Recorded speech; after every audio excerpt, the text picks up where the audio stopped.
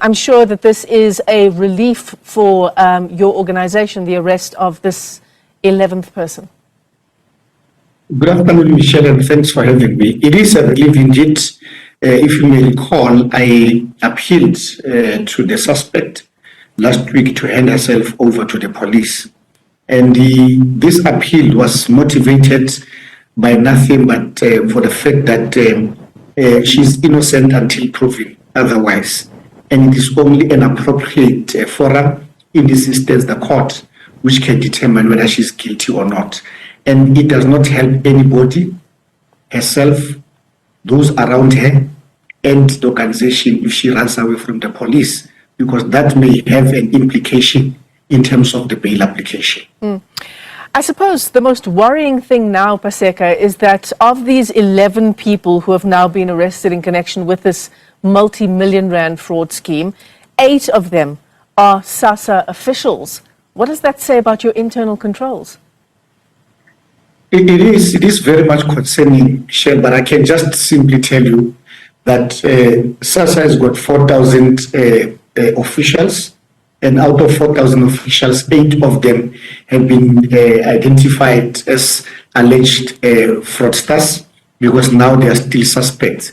So we think we cannot paint every staff member of SASSA who wakes up in the morning to make sure that they work and make sure that the community that they serve benefit from the good work which they do.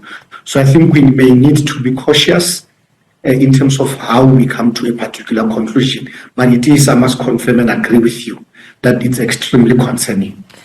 Has your team sat down, looked at what's unfolded that led to this 260 million rand fraud scheme, and come up with a set of holes that must surely exist in your checks and balances?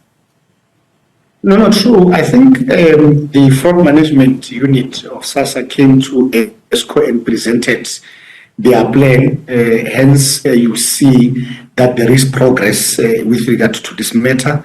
I can tell you now, Michelle, that this is not the beginning, this is not the end. In actual fact, it is the beginning, but it's not the end. More is still coming.